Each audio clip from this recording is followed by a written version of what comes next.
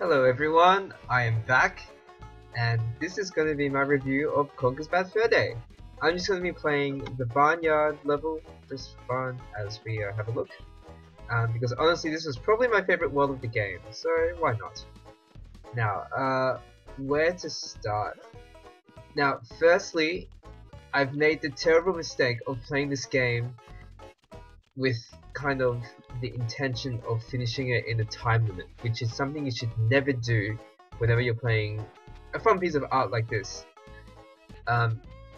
You know, and that led to probably all the frustration in the second half of the playthrough because, you know, I just wanted to finish the game, I wanted to get out of the way, and when a lot of those bosses, such as the Dino boss, the Teddy's boss, and the final boss, when that took a lot longer than expected, then I quickly got very frustrated when I really shouldn't have. And that just led me, that led to just some very unenjoyable moments in the playthrough that didn't have to happen. So that's a lesson learned there. It was completely my fault, and I'll obviously take that into consideration when I review this game. A lot of, you know, I didn't play that badly, and I didn't, look, yeah, and I'm probably, you know, I'm not the best gamer out there, and I think a significant amount of my incompetence was due to me playing this on an emulator and not on the proper controller, which probably would have made things, you know, maybe a good 20-30% easier. So there's that. I don't even know what I'm doing here, by the way. Now, when I first started this, moving on. When I first started this game, you know, I thought, oh, haha, look, it's a great story game, full of adult gimmicks. You know, it's a game for adults. You know, look at all the boobs, the sex jokes, the blah blah blah, etc.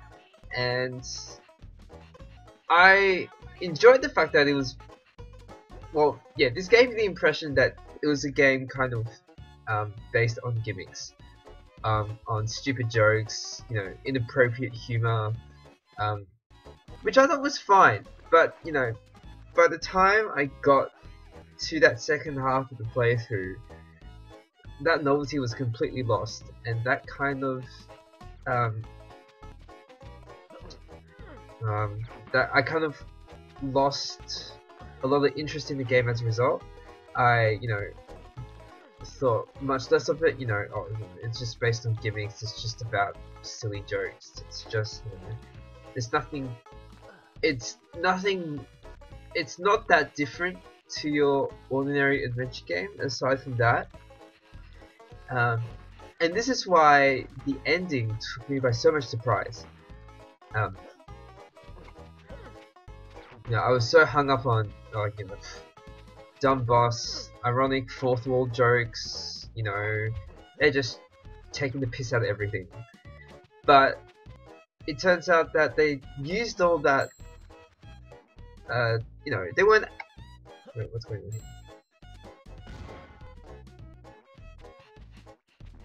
Oh, right, this is this bit, right, I don't remember this at all. Anyway, that took me by surprise because I'm not quite sure how to say this clearly, but, you know, despite all the piss takes, despite all the jokes and the novelties, it had a really serious message behind it. Should I say, I'm not, irony isn't the right word. Well, maybe they were using the novelties ironically because there was just so much of it. And I kind of, I obviously fell for it, and if that was the case, the developers have done a very good job. Now, yeah, like that message of, you know,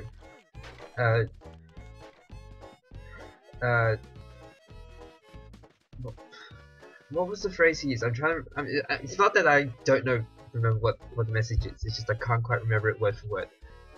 It's just that, you know, you don't know all the good things you have until it's gone. and that just really resonated with me. I really enjoyed how that was incorporated into this game. Now moving on, this could potentially be because I'm on an emulator, but look, the controls are quite clunky, and I don't like the slow swimming. There's got to be a faster way to walk, I think. I don't know.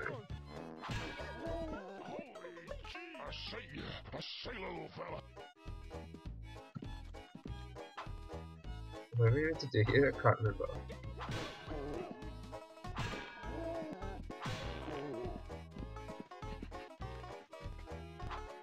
Anyway, yeah, controls are quite clunky, so that was a bit annoying. Could be because I'm on an emulator.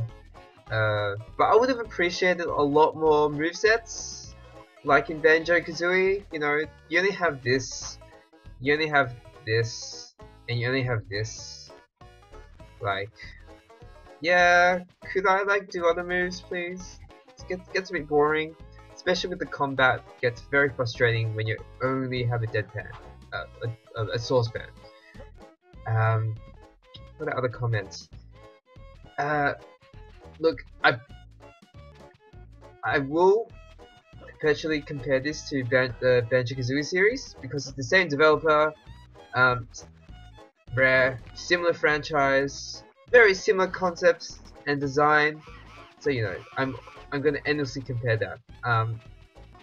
What I thought this game lacked.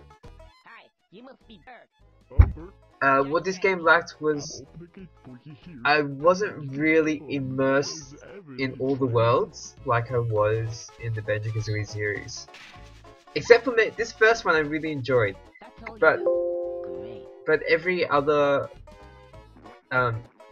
all the other worlds, it just felt like, you know, I was just going around from activity to activity. I was going around from activity to activity and then moving on. And I wasn't able to fully enjoy big maps. I wasn't fully able to enjoy, you know, large spaces. I couldn't explore.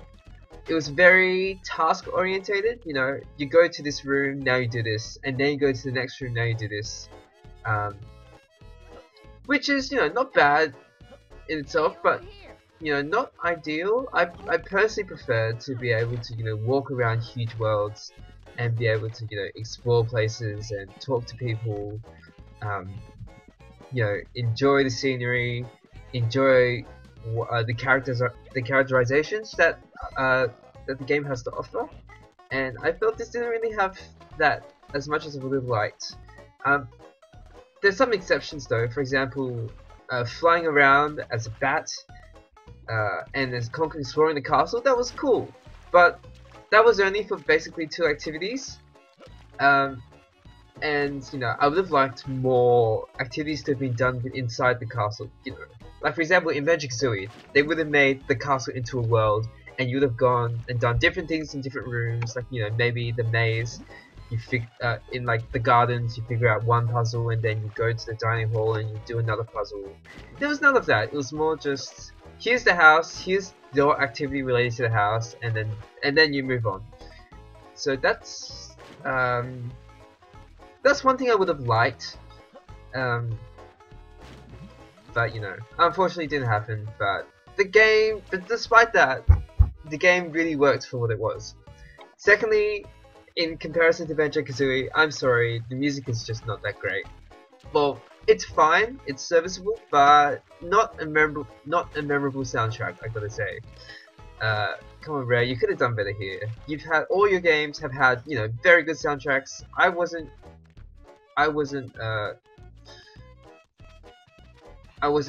you know, taken away with this one. It's just very standard music. Oh well, what can you do? Next, the tasks are at themselves though, despite me saying, you know, you're moving from one task to the other. I think the tasks were fantastic. I loved the variety. I loved the sort of things you can do. You know, from shooting down zombies to the different ways of working out bosses. and the puzzles were fantastic. Oh, especially the lasers and the teddies fighting. I thought that was really cool. You know, running into the teddy stronghold, dodging lasers, the little epic room fights, and then escaping the teddies. I thought, you know, those are really fun, and I really love those ideas, and they were incorporated really well. Oops. And that's something I really want to commend this game for. However, a lot of those tasks got really tedious, especially if you weren't good at them, and if you kept dying. It got to some stage where you were repeating the same thing 10, 20 times, and that got, you know, frustrating.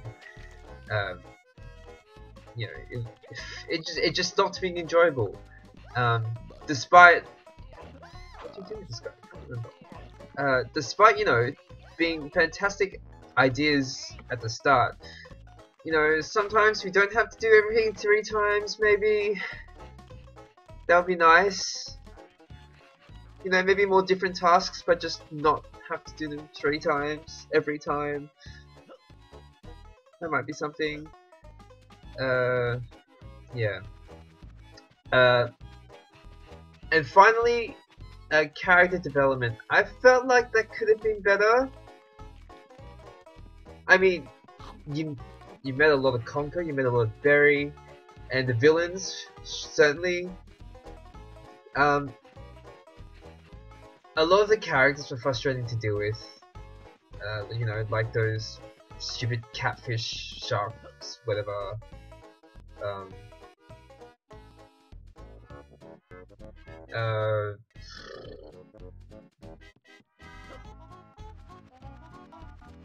Yeah, it's just, you know, there were a lot of characters in this game, and I didn't really love dealing with them.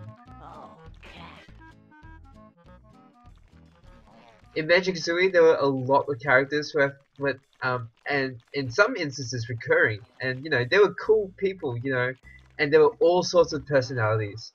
I didn't really get that variety of characters in this game. They were all just random bystanders that were dumb or annoying. But that said, the dinosaur, loved the dinosaur. The helpful dinosaur for that boss. It's a shame we couldn't see more of him. And there's another character I really liked. I can't remember. I think it was the bird. The bird and the dinosaur. They were fun. Unfortunately, they couldn't talk. That might be a trend.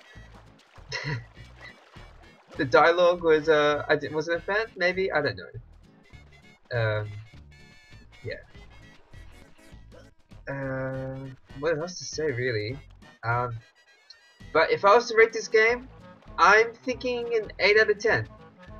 Which might be surprising to some of you, given what I went through. But, you know, maybe 7.5 to 8, 7 to 8, around that level. I think it's very well done, and despite the jokes and the gimmicks that I thought this game consisted of, the message at the end really resonated with me and kind of flipped my entire view of it, and overall made the game a lot more meaningful than I thought it would be.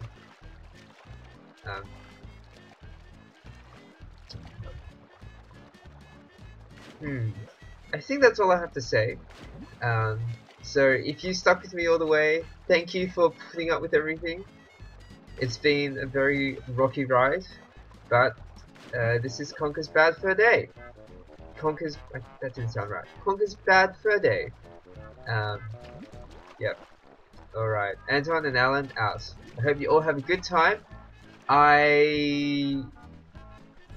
Look, I'm not sure if I'm going to do any more Let's Plays.